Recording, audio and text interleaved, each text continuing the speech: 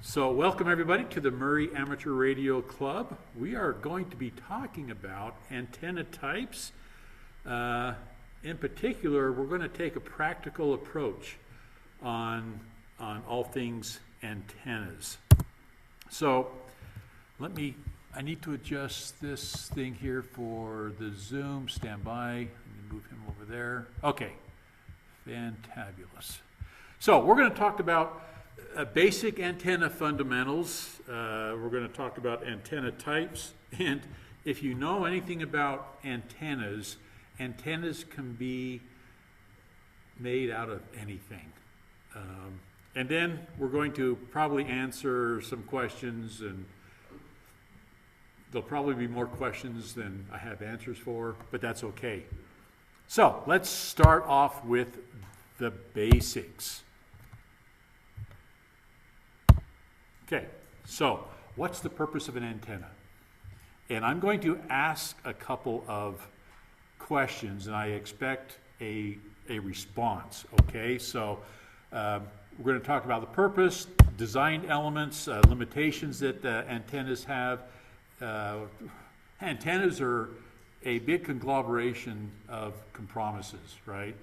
So we're going to talk about compromise antennas and what makes a good antenna. One thing that I'm not going to talk about unless there's specific questions is antenna gain, aperture, directivity, bandwidth, polarization, effective length, and any of the polar diagrams. We can really get into the weeds. I'm not going to worry about it. I'm going to worry about the basics right now.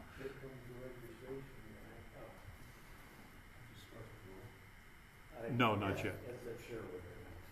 Okay. So, what's the purpose of an antenna? Yes, sir? To radiate.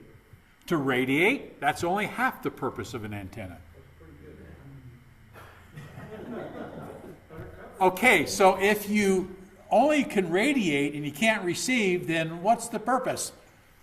So, an antenna radiates and receives. It's like little fingers reaching out to grab the electromagnetic wave. So one end radiates, the other grabs. There you go. There you go. Okay, we're getting philosophical here. Okay, so an antenna's only purpose is to convert electromagnetic force, electromagnetic waves, to electrical pulses, and vice versa. Take the electrical impulses that are created from your radio into electromagnetic waves, that is then sent into the Never Land. So we are talking about extremely small voltages here, okay? What's a microvolt? A millionth of a volt, okay? A microvolt. That's what we're dealing with. So an antenna has to, it's excited, and we're going to talk about that later on, but a resonant antenna, there's another word that we're going to talk about, is excited at particular frequencies. So you just can't have any length of antenna to receive and transmit on any frequency that you want to, okay? It doesn't work that way. You have to have them resonant. And again, we're going to talk about that. And so as far as the voltages go, it's receiving microvolts, okay? Up to millivolts, okay? So a millivolt is how many, what's a millivolt? Anybody? Dave? 1/1000th of a volt, okay? Still really small, but nothing like a microvolt. Okay, so it serves as the link between your radio and some other entity, right, that enables wireless communication. So what are some examples of wireless communications? Everybody has one Some of them are in use right now, as a matter of fact. Mobile phones is one type, right? TVs, that's another thing that uses antennas, satellite links, and of course, ham radios. So, let's talk about design elements. First of all, does anybody have any questions on that first slide? Okay, beautiful. So, let's talk about, and I've already mentioned frequencies and resonance. So, antennas operate at specific frequencies, and that depends on how they're cut, how long they are, okay? And that enables them to efficiently or inefficiently transmit or receive specific radio frequencies, okay? And so the goal of any antenna designer is to create an antenna for a particular frequency or frequency range that is resonant. Now, who can explain to me, I'm just coming into the ham radio world, what the heck does resonance mean? It means that it's totally resistive with no reactance. It's constant. Okay, now if I were an electrical engineer, I would understand that. In layman's terms, what does that mean? That means that the frequency you're operating at and the antenna are matched, and that means that the entire radiation, wherever you are looking at the receiver, the radiation will be complete.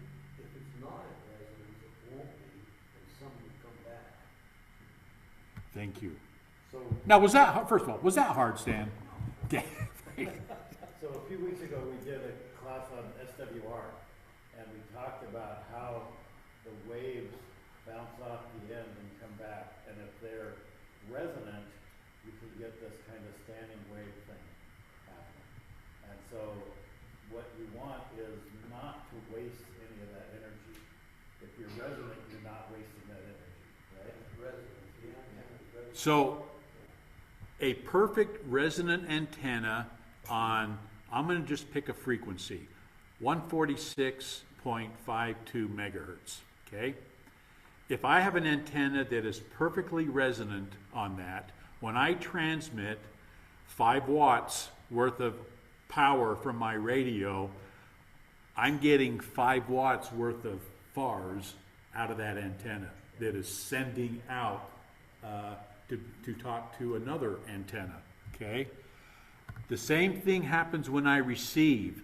If I have the same antenna, 146.52 megahertz, it's cut exactly for that. If I go 146.525, then it's slightly off. It's not perfectly in sync, okay? So I have a perfect antenna that is very, very narrow bandwidth, right? Because if you're off, 5 kilohertz, it's toast. But we're going to talk about that. But I'm receiving a signal from someone who's transmitting at 146.52 megahertz, okay? And my radio is set for 146.52 megahertz. My antenna is cut. It's resonant on that frequency. So what will happen is those RFs, the electromagnetic waves, excite that antenna, and it sends that signal into the radio that converts the electromagnetic wave into electronic, into volts, okay, so that the radio can deal with, okay, and then it does a bunch of other magic stuff. So it works both ways.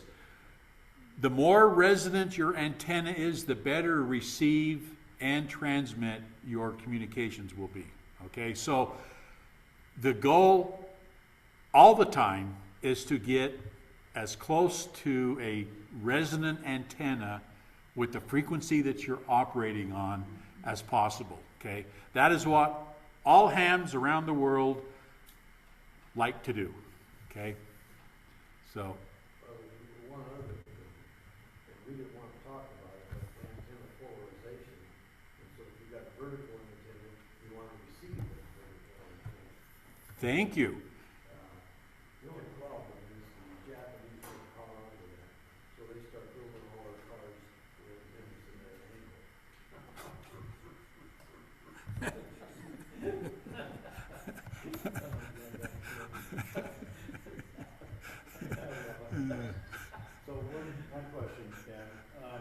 I have no comments for that, by the way. So, when we talk about the antenna being the precise length for the particular frequency, that's the same length as the wavelength of that frequency, right? Correct. So, does that mean, and I know the answer to this, but I'm gonna ask it for the purposes of the class, does that mean that your antenna needs to be 2 meters long if you're working on the 2-meter band? Ah, good question. Now, I already know that you know the answer, Stan, okay? Let's have someone else. Sammy, you're an antenna expert. Not by any stretch. Do I need to have, if I'm working a 2-meter frequency, does my antenna need to be 2 meters? No, You're too slow. Why? because you can do it with, into quarter. Ah.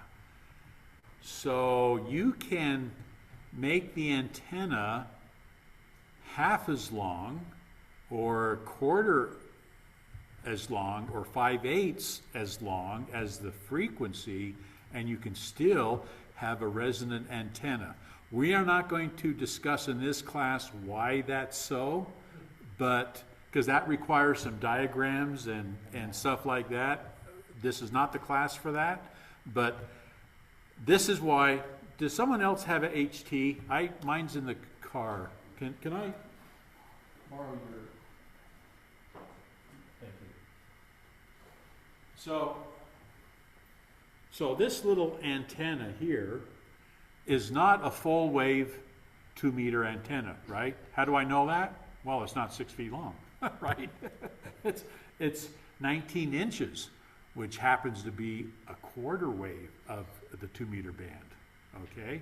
So if you get something that is in multiples of the frequency, then you're probably good, okay? So great comment. So antennas can radiate or receive energy, okay? That's what they do, and they do it from all directions. Antennas can also focus energy and become directional, both transmit and receive. And we do that to do two things. One, to get further further distance of contacts, or also to reduce noise. If I'm pointing a dish one direction, then all of a sudden I put earmuffs for all the signals behind me, okay? It reduces the signals that I'm hearing behind me, okay? And so we can play games with antennas and design antennas so that, and this is called forward gain, where we're able to concentrate our FARs in one direction, and that will at the same time reduce the ability to listen behind us. Okay, so with any antenna, there are limitations and compromises, because when I'm working 20 meters, I tell you what, it is a bugger carrying a 20-meter antenna that's full 20 meters on my vehicle going down the highway. At least you're not on the 2,000-meter band. Yeah, it could be on the 2,200-meter band. Okay, yes, sir. I would give you an example of that. Okay. AM radio, they use quarter wavelength antennas, because if they went full wavelength, you wouldn't be so high up in the air, nobody would be willing to climb up on the ladder and put that stupid light bulb on the top of it. Yeah. Yep. So all of them, for the most part, run at quarter wavelength. And we are talking antenna mass, which, by the way, is the antenna, most cases. The entire mass. So what you think you're looking at is a antenna mass where there's an antenna on top. No. The whole thing is an antenna, and that's a quarter wave. I'm sorry? That's the tower. The whole tower is the antenna. The whole tower radiates. As a matter of fact, it's real cool. If you ever have a chance to take a look at the base of one of those antennas, all of them come down to like a reverse pyramid. and they are sitting on this ceramic thing, whether it's a ball or a big, and I'm talking a big, humongous ceramic thing that can take the weight of I don't know how many tons coming into one spot, but it has to be isolated from the ground. Okay, otherwise you have some. The fire department gets involved. And every time I look at one of those, it amazes me because I'm thinking, well, how much does the antenna that's 1,500 feet, how much does it weigh? But then you have multiple guidelines that are just pulling on it to keep it from tipping over, right? That adds tonnage as well. So it's just incredible. Okay. Boy, that was a squirrel. Gets into a mechanical engineering thing now. Say again? It seems to me like it'd be a mechanical engineering problem. Yeah, You know, I mean, how much force have you got? You know, how much weight exactly. in that concentrated area? And I'm thinking that is one heavy-duty mother that is holding all that together, because it's usually ceramic, I think, that is an isolator between the two. Just the incredible amount of pressure that's on there. It's crazy. Okay, antennas by necessity have limitations. Okay, and when you have limitations, what does that do? That introduces I always say compromise. People look at me weird. They want me to say compromise. Yeah, so when I say compromise, just know that I mean compromise, okay? Because in my mind, it's compromise. Now you know that my mind has been compromised, okay?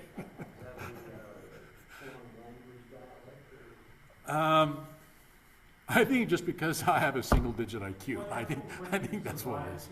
7.0 earthquakes. This is what happened. Compromise is. Man alive. Okay. Tough crowd. Okay, so we have this, one of the compromises that we have is size. Okay, size versus performance. Small antennas, this is a small antenna, it suffers from narrow bandwidth and low radiation efficiency. Okay? I'm sorry? I said, you need to ask my wife about the size versus performance. This is being recorded. Yeah. That's a family channel. Okay. So, yes, very, very important. Okay. And then we have what's called bandwidth. Okay, now I'd love to talk about bandwidth because you guys use it all the time and don't realize it. Okay. Antennas that are high gain, high directivity, or electrically small antennas, they're limited to a very small bandwidths. So bandwidth is the difference between the highest and lowest frequency that that a particular radio will transmit when you're transmitting on a frequency.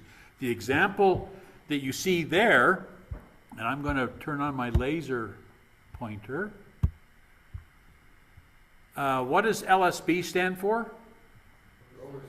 Lower side band, USB, upper side band, and this is an AM signal which has both upper and lower, including the center frequency, the carrier. Okay. Well, ham radio, we don't transmit AM signals. We transmit on the HF band, upper side band or lower side band.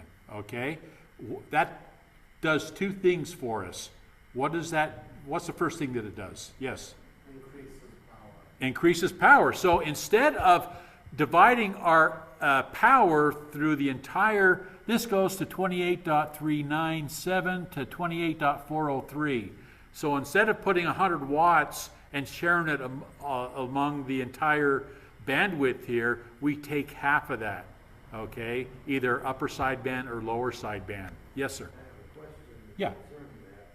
Are you talking about strictly AM, or are you talking about narrowband FM? I'm talking about AM right now. I'm not talking about narrow FM. Okay, AM, single sideband. You know, there's multiple modes in that. Right. Yeah. Just AM. Yeah. Another comment? Okay. As a matter of fact, when you look at my radio, and this is a screenshot I did before coming here, I'm actually on 10 meter. And so am I running upper sideband or lower sideband on 10 meters? It's upper sideband, huh? Yeah, you can see my center carrier, the frequency that I have displayed in this case is 28.345 megahertz. Okay, that is the center frequency here. All my power goes from there and above that. That is why, and for you who are studying to get your licenses, that is why when you're you have to know where your band, like the 10 meter band limits are, the frequency where it starts and the frequency where it ends. Because if I'm transmitting at the very end of the frequency, if that's my center frequency, I'm actually illegal because I'm transmitting into a band that I have no business transmitting in. Okay, so you have to make sure that you're inside the band that you're in. So you have to calculate that. You have to know.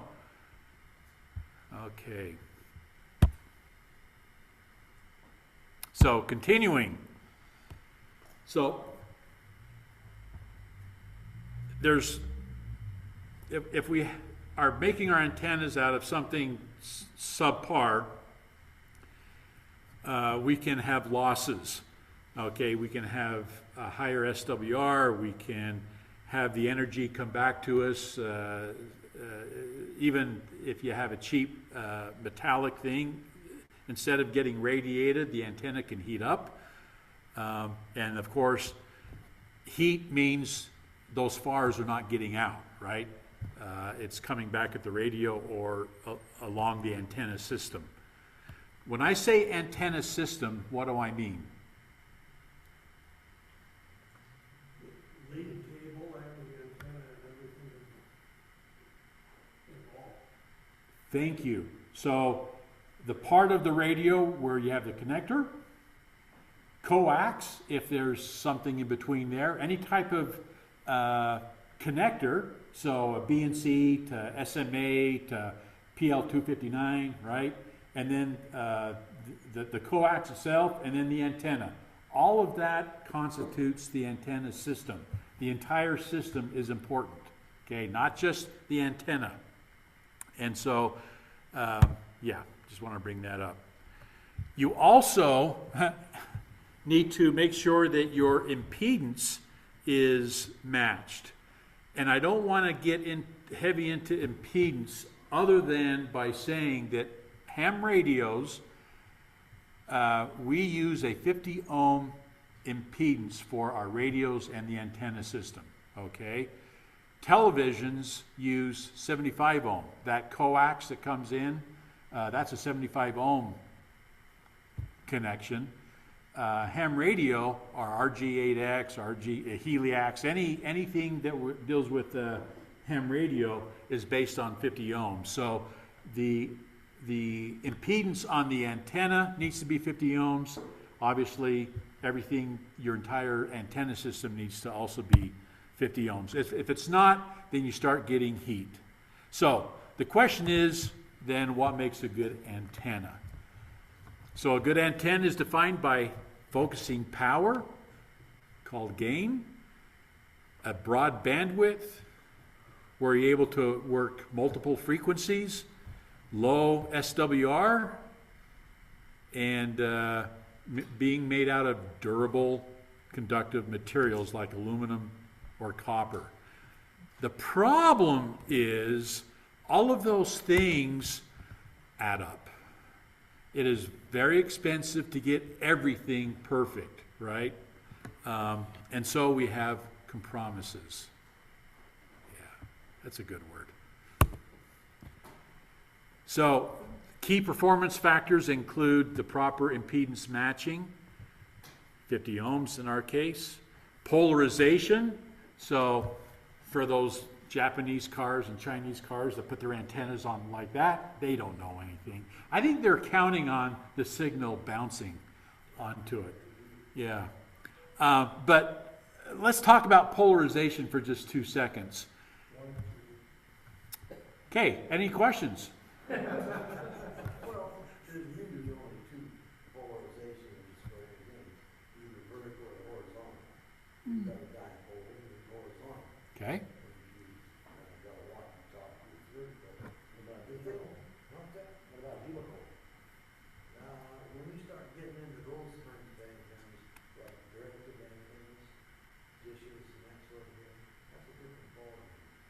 Yeah. One So- of the questions I always ask my students is, you have to complete the circuit when you have a radio transmitter.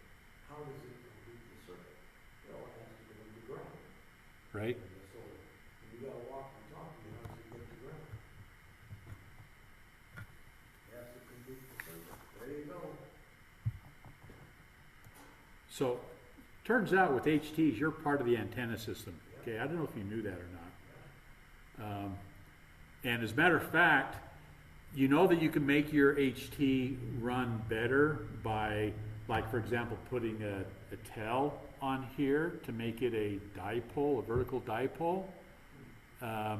Also, antenna radios that have a metallic, like a Yaesu FT60, big old piece of magnesium in your hand, very heavy. Okay. You can hear the difference when you're holding it and when you put it down, when you're receiving. Now, someone who's transmitting close to you, you're not going to hear, but you can actually hear the difference by just changing it. Also, touch the antenna while you're receiving, okay? You can hear different things happen, okay? So, anyway, back to polarization. So, when I am transmitting, actually there's pictures along the way here. I'm going to talk about it when the pictures come up. So, but just remember, we're going to talk about polarization. Optimal placement. Is it better if I have the antenna down in my pants and I have a microphone up here and I'm talking? Is that better, or having it like this? Much better, huh? So antenna placement is critical. Having it higher the better. And clear of obstructions. Okay? So it doesn't do me any good to transmit in this building, which is basically a big Faraday cage. Yeah, exactly. So, okay, so let's talk about the different antenna types. And this is where it becomes fun. We have the first one. I chose this one because it's something that we've been using for decades, and that's the log periodic. Can anybody recognize the antenna down at the bottom? That's a TV antenna. They are log periodics, and you know it's a TV antenna on someone's house because it's missing one of the 90% of antennas I see on houses, one of the radials is bent or down, okay? So log periodic. So what's a log periodic? It's a multi-element antenna that works on a huge range of frequencies, okay? It's actually made up of a series of dipoles. You can see all the little mini dipoles that are going here.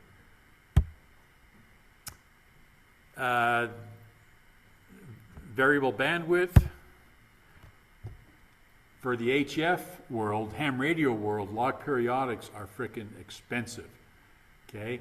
But they are amazing antennas, okay? Very little compromise on the log periodics. The National Guard unit, that was pretty cool. Did you see it? Yeah, we went to the Guard. He gave me a call, and he toured. There was a bunch of us that were there. Were you there? Okay, well, he showed us the new log periodic they have up there, and yeah,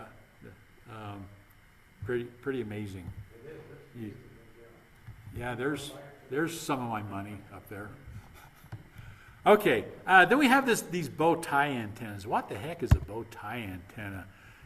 It is a antenna that works on multiple ranges. You had a comment. Well, I was gonna say, those radios that are around the perimeter, that are kind of aimed towards the ground, that's where you get your ground signal from. Yeah. Yep. Yeah, right, transmits it to the ground, and read that circuit. Yep. Okay, let's see. It's also known as a biconical antenna or butterfly antenna. It's omnidirectional and wide-banded. Sherwood, yes. It's also known as a disc cone. Thank you. It's also known as a disc cone. Why is it known as a disc cone? Because it's in the shape of a cone and a disc. There you go. Yep. So the disc cone antenna is a half-biconical antenna. That's the official name for it. So who has a disc cone antenna at their house? Who had one? Who had one, okay? I got two. You have two of them. I have one, you have one. And so you get your signals in stereo? What do you have two? Well, I bought the one and it didn't work very well. Okay, So I bought a different one and put up and then did some work on the other one and put it up. They both work fine now. okay, good, excellent. So one thing that's great about this, these here, you can receive from 30 megahertz all the way up into the gigahertz range, okay? They are great receive antennas. Almost anything that you throw at it, the airband, I don't care what it is, military, aircraft, whatever, it can pick it up. And so it is a very good receive antenna. And you got to be careful when you're buying a disc cone antenna, you need to look at the frequencies that it is resonant on to transmit, okay? Because the receive is completely different from the transmit side. Some of these disc cone antennas don't work on the 220 band very well, others do. Okay, so keep that in mind if you look at that. But if you want a single antenna that does everything, now it has very, very little gain. Okay, I think the gain on these antennas is like 2 dBi. So it's not a whole lot of gain, but you can receive anything that you throw at it. That's what I've been using on my home for years, a disc cone antenna.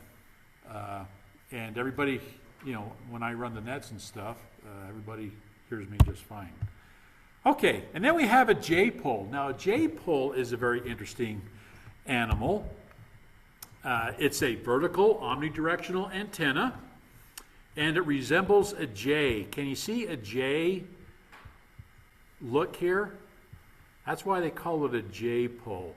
Now, this is a 450 ohm ladder line. And this is also a J-pole antenna. What you can't see is on one side of a ladder line is nothing more than two conductors that are connected with the black plastic, okay? And they run in parallel. Well, down towards the bottom, there is a cut on one side. So it actually is a J, okay? And so that's another type of a J-pole. You have 300 ohm. We made a 300 ohm J-pole at the, back a number of years ago for our HTs. Anybody remember that? Anybody still have that antenna? Okay, I use mine all the time. Great little 300 ohm roll up that it makes this radio, this 5-watt radio, act like it's a 15 or 20 watt radio. Okay, because when I am running that J-pole, there's more antenna for the signal to hit, and you can put it up in a tree or something, right? So J-poles are very, very popular. It's a half-white dipole that's fed at one end through a matching stub. These are matching stubs. One of the things that doesn't show on those is that coil of wire that has to be at the base of that J-pole. You see it in the picture there? Yeah, that was over there. Right here? Well, they're supposed to be at the base of that antenna. I didn't understand. There's a coil of wire that's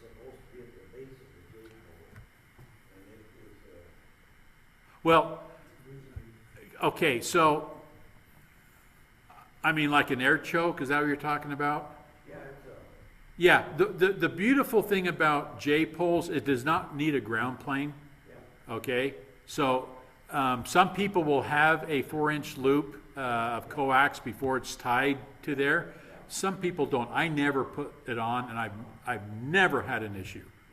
Never. Yeah. Yes, Juan. Sorry. What is that, ALJ pole or AI? It's aluminum. Oh, Yeah. Cu is copper. Al is aluminum. Aluminium.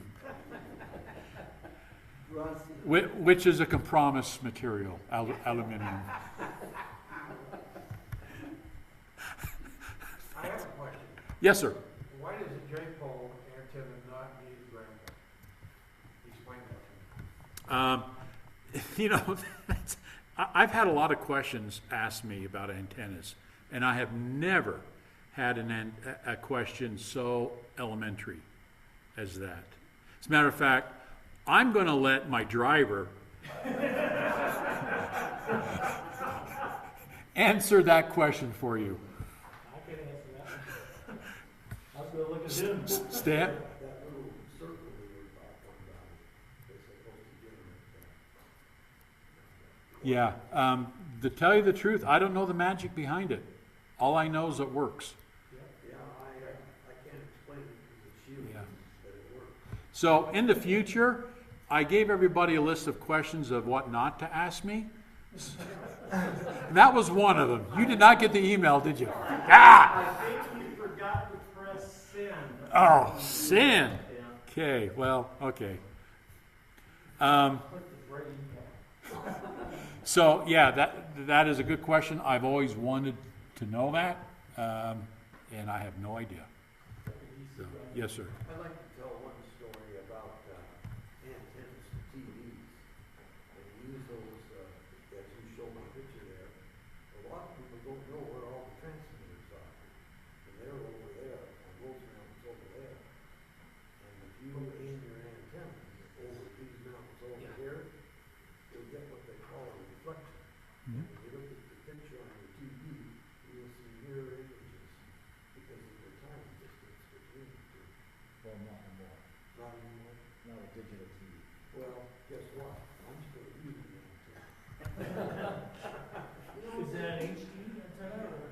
Well, they told me, they said to me, they said, you'll cut $6-7 off your bill if you get the local stations off the antenna.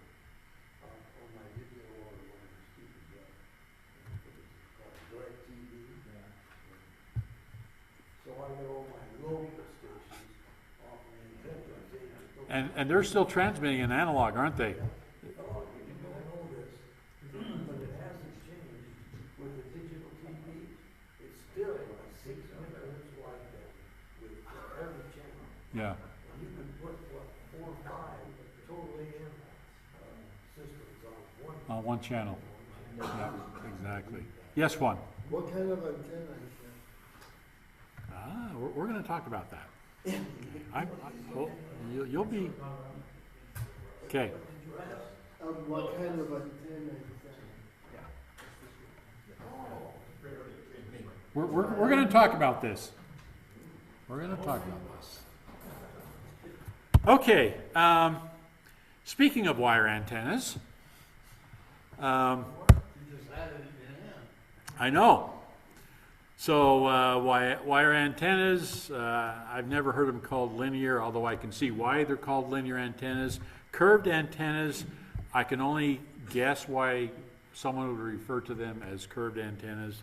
You get a long antenna dipole and it curves because of the weight.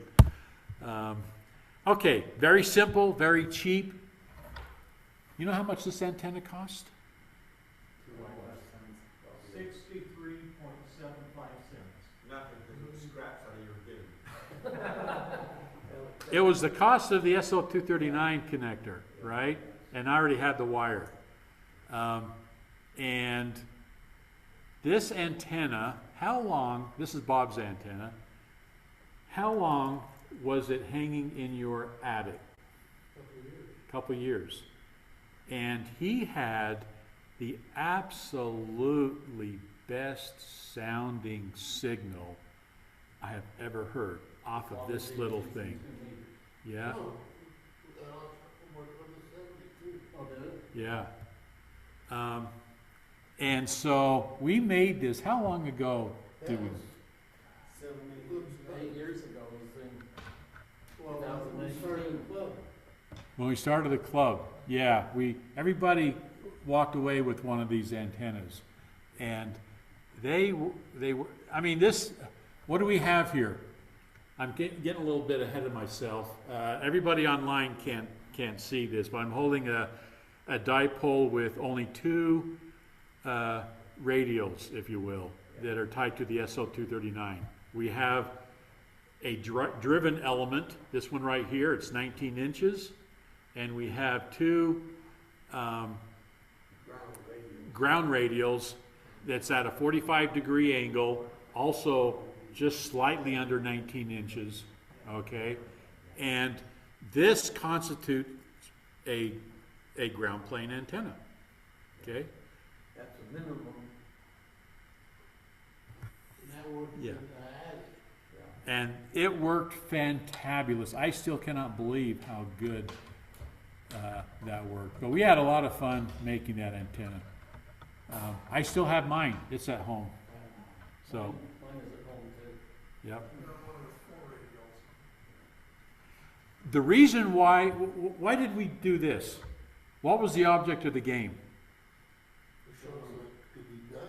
It's to show the minimum that you could have on a great sounding antenna. Okay?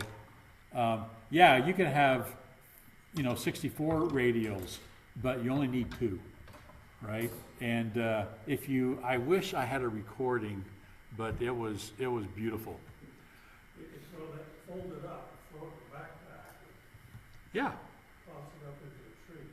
exactly. But if you do make antennas like that, notice the loops at the end of each element. What are these loops for? Scratched. Huh? Keep you from getting scratched when you rummage. More importantly, Tile in place. huh? Tile in place. How about eye protection?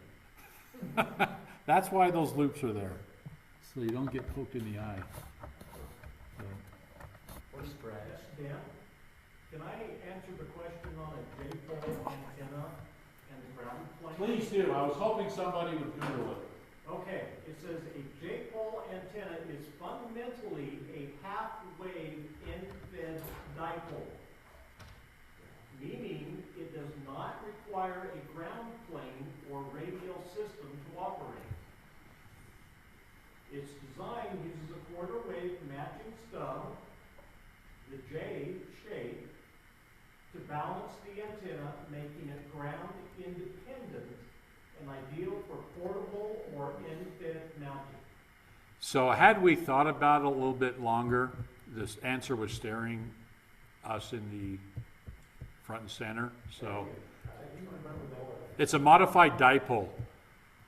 So excellent. Thank you. Okay, back to wire antennas. Very simple, very cheap, and you can use almost anything. It's amazing. One antenna is the dipole antenna. We were just talking about that. We have short dipole antennas. We have monopole antennas. What's a monopole? This is a monopole antenna. We have loops as wires, and we have Yagis and hex beams. This is just 10% of the possibilities. Okay, these are the most prevalent ones. And because I was giving this presentation, those are the ones that I wanted to talk about.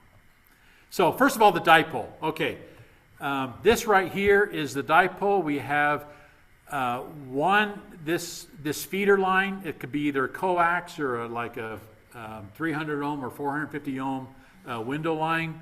One of them is tied to the center conductor, which is irradiating. The other one is the matching, okay, kind of like the other half of the antenna. It's not considered a ground plane. I'm going to think of the term for it, but there's a term for it. Okay.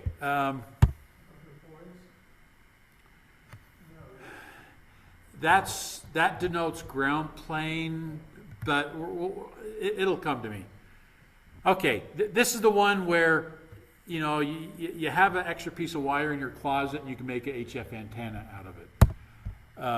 So it just consists of 2 wires and connect to the radio. It's very simple. You can use a couple different ways of connecting it up. So we have a half wave, we have off center, we have a bazooka antenna, we have a fan dipole. Here's an example of a fan dipole. And this is one thing great about antenna frequencies and resonance and radios.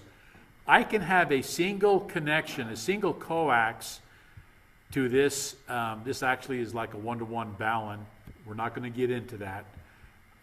And it is tied just like this connection right here. It's a single wire.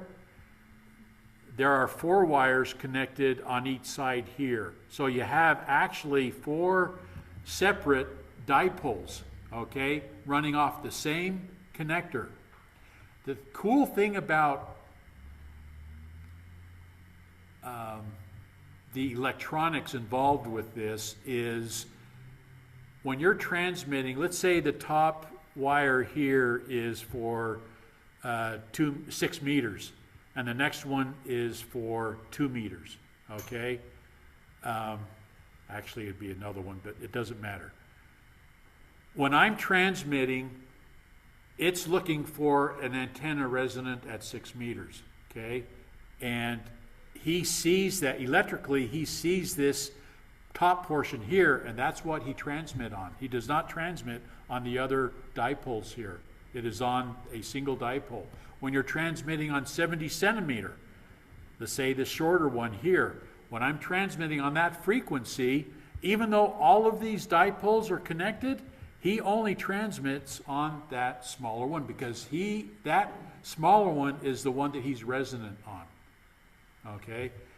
To me, it's black magic. It's amazing how that works, but it does.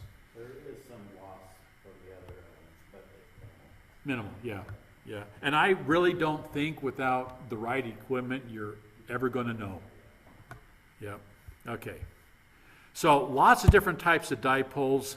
As a matter of fact, the trailer, I have a lot of ham sticks, right? And this is an example of a dipole using ham stick type of antennas. This is, okay, polarization. Is this horizontal or vertically polarized? Horizontally paralyzed. Horizontally polarized. Okay. I'm paralyzed. This is a wire antenna. It could be, it looks like an HF antenna. But yeah, very, very simple. Here's a monopole. The antennas that you have with the little teeny ground plane things here at the very bottom, that's a monopole.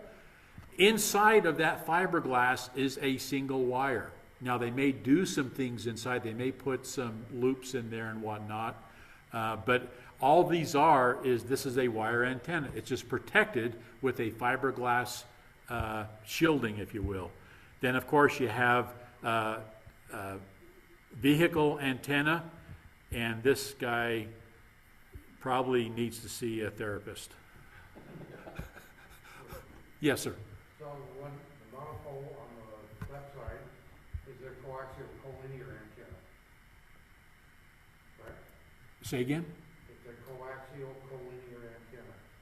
In other words, depending on the band, which it looks like that's at least a 150 or somewhere close to that. Those elements, you have a quarter wave at the bottom, and you have half wave elements in between. Correct. Quarter wave at the top. Yep. So it's not one single piece of wire. Right, that's what I'm saying. Sometimes that there are, it separates the antenna. Okay, and so the energy is still going up, but at the bottom part, it's a quarter wave. Then you could have a couple of half waves, or that's why that's how you make a 5/8 wave antenna, is by making things. If you pull that shielding off, you'll see the loops that are in there that looks just like.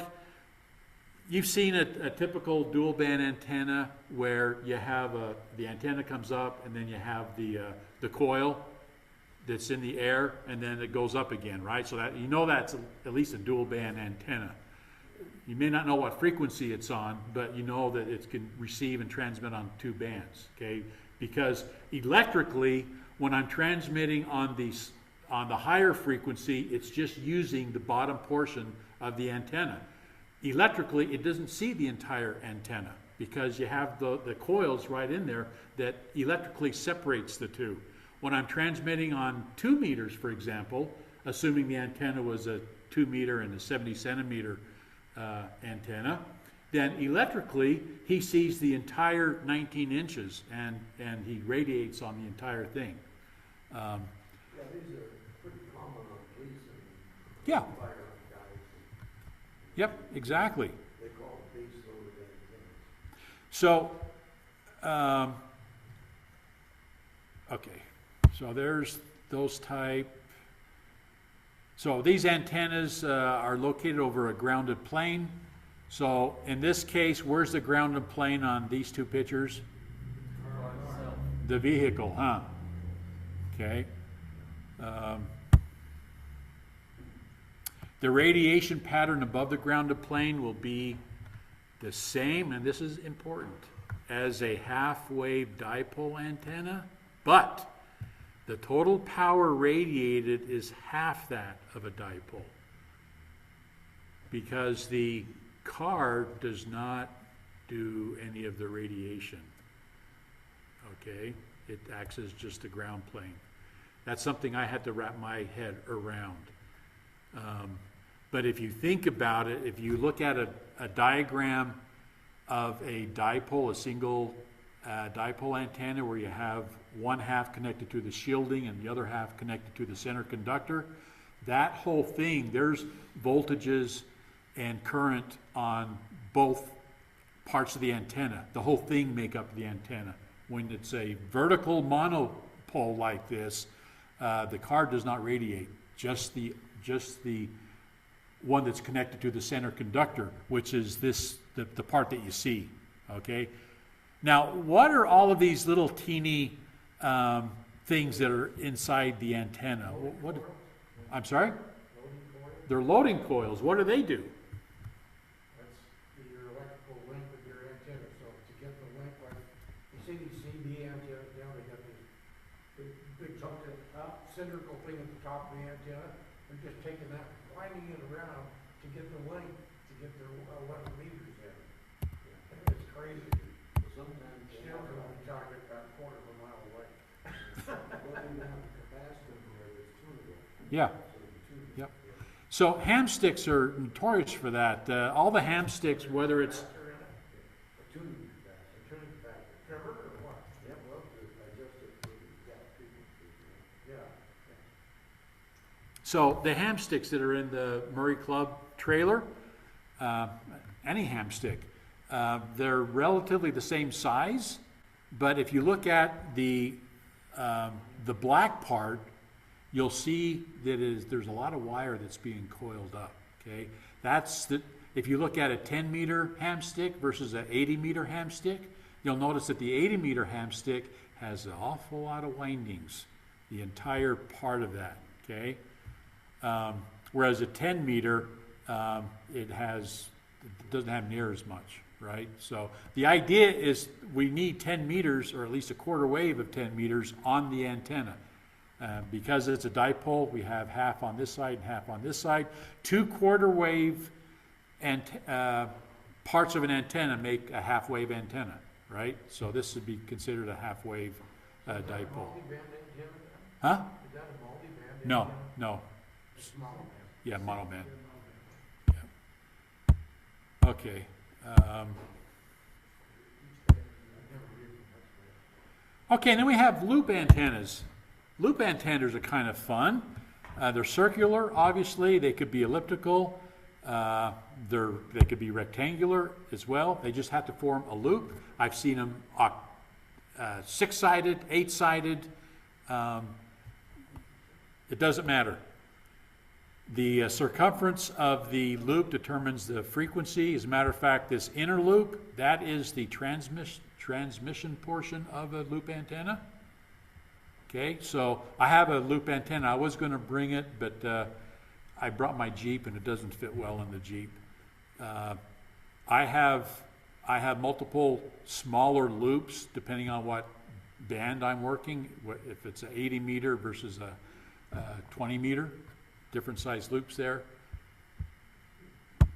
Very. I'm sorry? Are those directional or no? I've never done that. Yes, they are. Well, they're a modified dipole. So end on end, there's a huge null. If I'm facing the antenna like that, you can't hear anything 90 degrees. But in front of it and back of it, yes. Yeah. So, and that kind of acts like a dipole. Yes. Well, and it kind of depends on the orientation of it there. 2 of those are vertically positioned, one is horizontally positioned.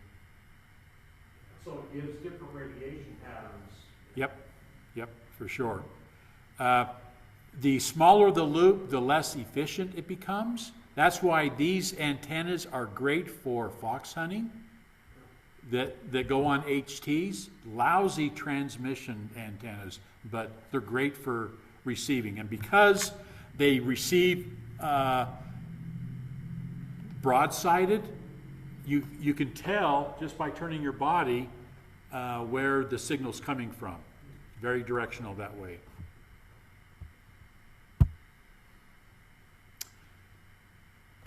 Okay, the resonant loop antennas are large, also very narrow banded.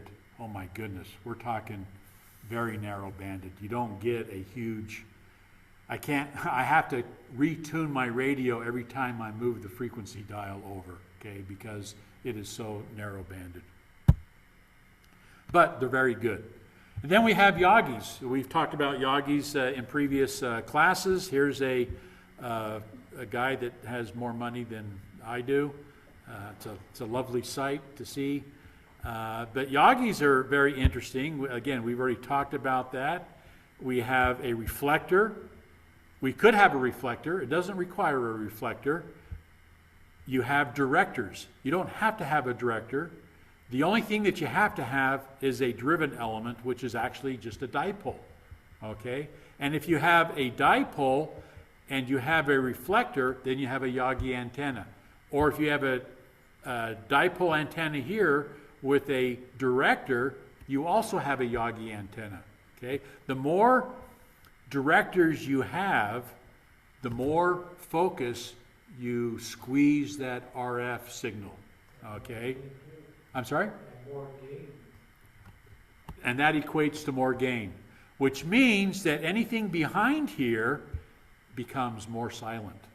Okay? If I'm focusing on my gain in one direction, that means I can't hear behind me. Okay? Yeah. It says if you have a 100-watt transmitter, you lose about 10 watts line loss.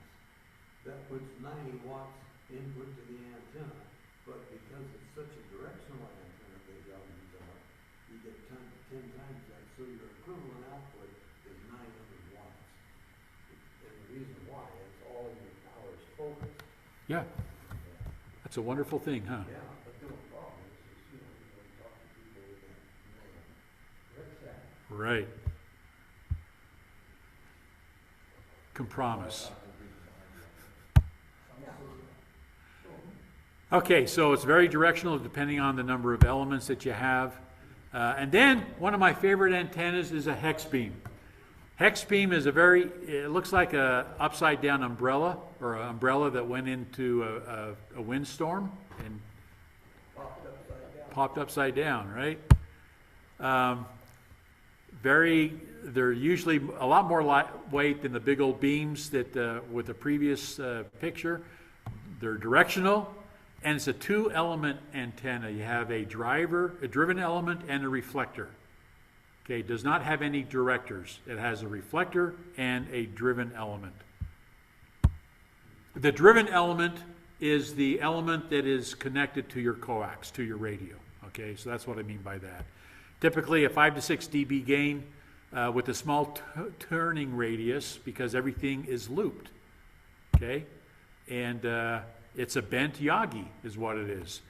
And one thing I love about these antennas, you don't need to have it a quarter wave high.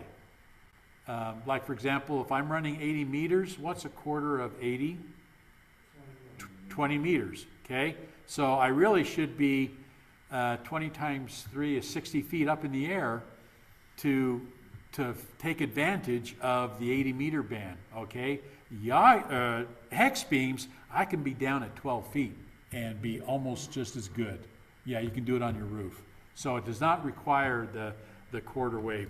Again, a lot of this stuff is black magic to me. I don't necessarily know why it works. I know that it works. Okay? Yeah, they have what's called a spider. It's not really the same, is it? If you take these rods and you lay them down flat, so it looks like you have a clothesline where you put your clothesline, your clothes to dry, so it's on the single plane. That's called a cobweb antenna. Yeah, because it looks like a cobweb. Okay, if you fold them up like that, it's a hex beam. And why do they call it a hex beam? Why hex? And why not an octa beam? Come on, Stan. Six arms. There are 6 arms. Yeah. Yes, Jen. So this is still a directional antenna, right? Yes. So you would need a rotator for it. Yes. You don't need to. If you just want to talk to someone in California for all the time. Or hopefully it doesn't go into the Pacific and you don't talk to anybody. Yeah, but it is directional, which means that the signal coming behind here acts just like a Yagi, where it silences it, right? So all the gain is forward right here. So. But was the signal going up there or? No, it's going Yep. You'll notice that on each line here, like this one here is the 20 meter length, it is all on the same plane. The 17 meter is all on the same plane. The 15 meter, the 12 meter, and the 10 meter. They're all on the same plane. And they're all fed with one feed line. They're all fed with one feed line. Amazing. Yeah, it's amazing stuff. Yes. Yep.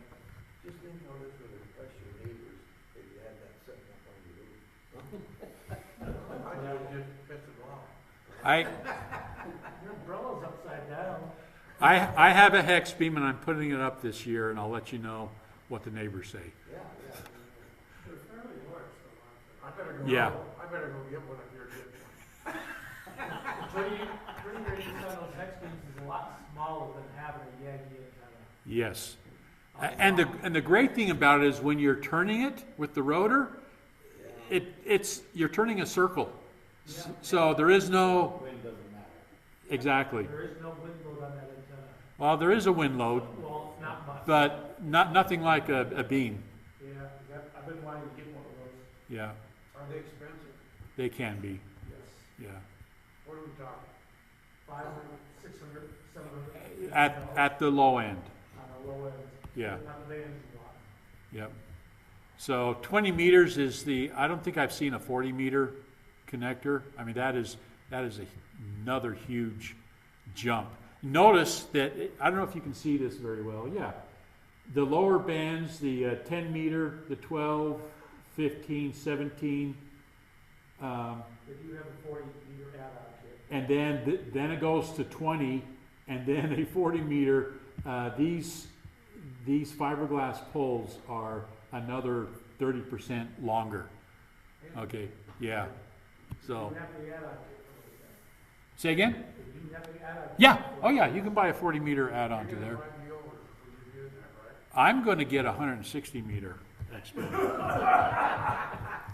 Wow. You have 160 years old for a while.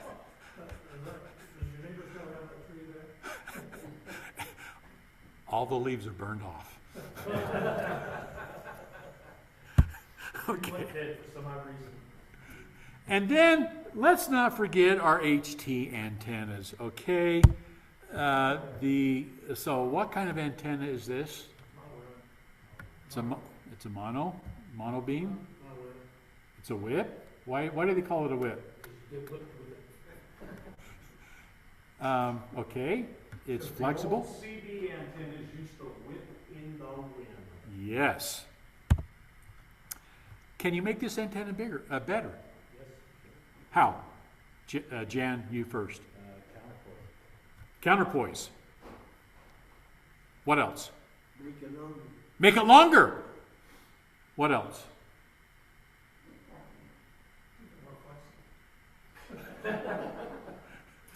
Make it circular polarization.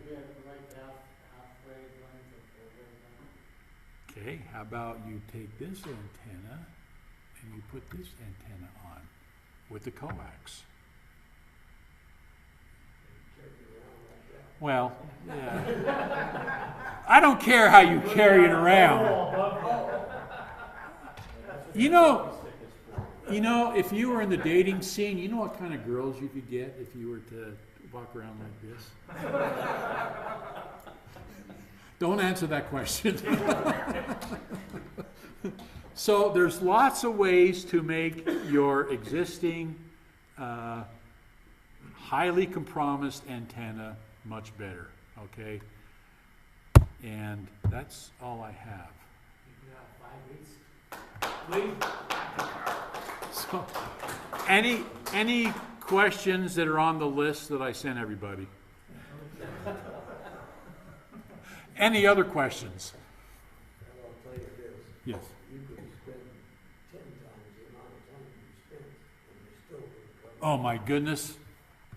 We could spend an entire year talking about polarization. Yeah. Well, just the antennas. Yeah, so it is crazy. Yes, Vern? Is there, did he talk just a bit for functional differences between the half-wave, I mean, a balanced dipole versus an off-center dipole and an infed? Okay, so when you start getting into half-wave end-feds, off-center end-feds, a regular dipole, which is a perfectly centered fed antenna, you're dealing with impedance changes, okay? And so the whole physics behind those is matching your impedance from 50 ohms to whatever you're doing. With a off-center, you're not dealing with 50 ohms, you're dealing with, could be 150 ohms, okay? And so that's why you use ununs to create that match, okay? On a half-wave end-fed, we're talking 3,500 ohms at the one end, okay? My radio don't talk 3,500 ohms, okay? It talks 50 ohms. So I have to use a 49-to-1 unun to make that antenna system match my radio, okay? Transmitting the FARs is identical. That's not, the magic behind that is, again, it's a compromise. A lot of times it's a lot easier for me to run my coax and just run my antenna straight out, running a 40 meter half-wave end-fed, okay? It makes it easy for me to set it up versus a dipole. I mean, I'd much rather set up a half-wave end-fed because I only have to have a single mast to hook one end of it, okay? Then I would have a sloper, okay, for a half-wave end-fed. With a dipole, there's lots of ways to create a dipole. We have a horizontal dipole where you have to have 3 masts so that the entire thing is on the same plane.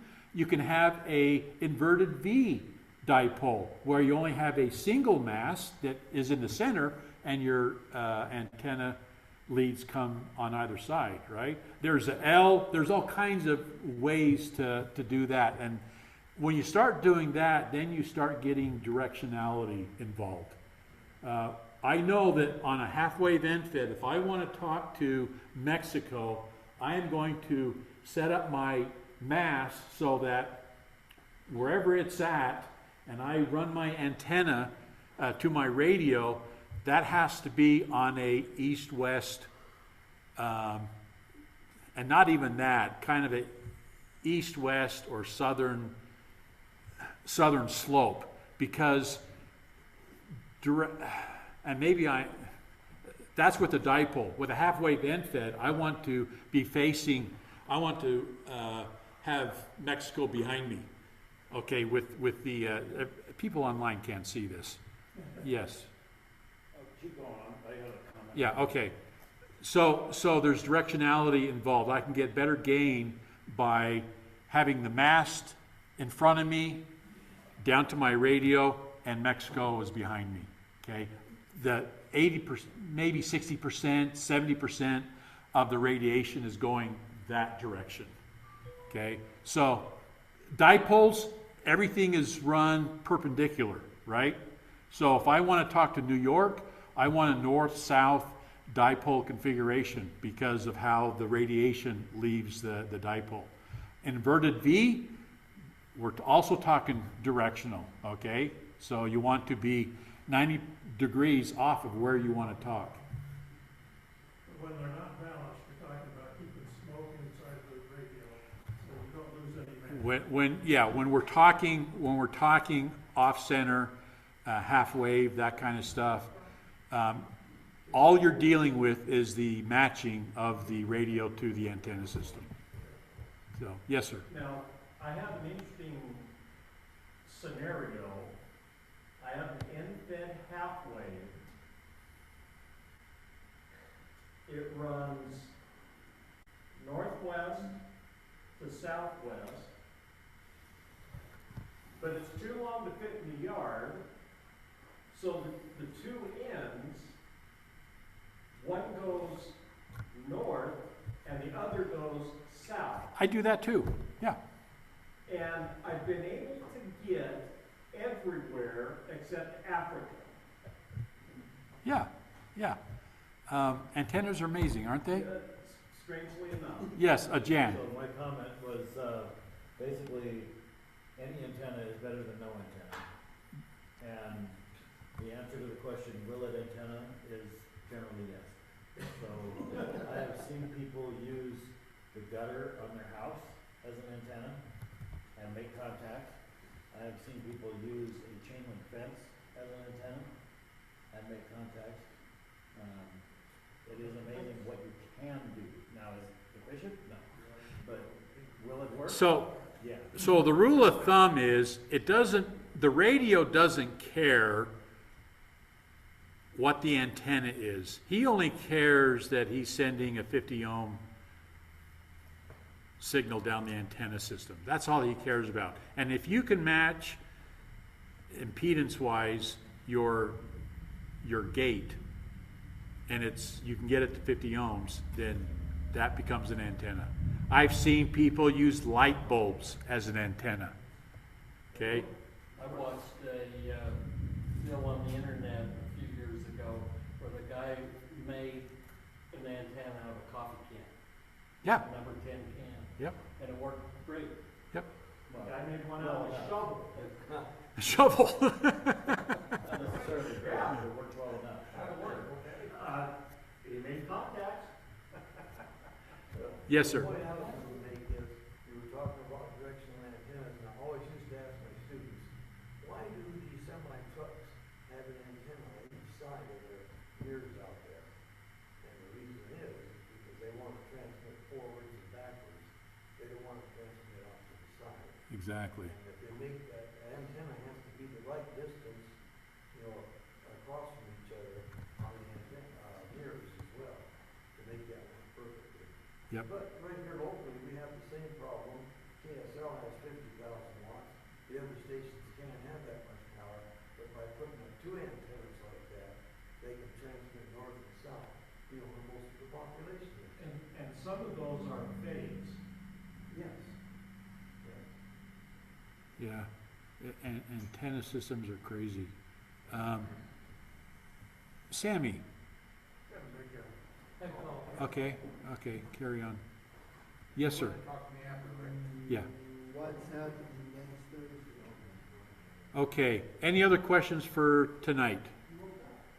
Okay, thanks everybody for joining tonight's discussion. We only touched the tip of the iceberg on this, and you can see how in the weeds we can get on antennas. But antennas are wonderful. My suggestion is always concentrate. My suggestion is decide on the type of scenario you're going to be running, and there's an antenna to match it. Okay? If you're limited on yard space, if you're limited on height, if you're limited on whatever, there's an antenna for you. Thanks.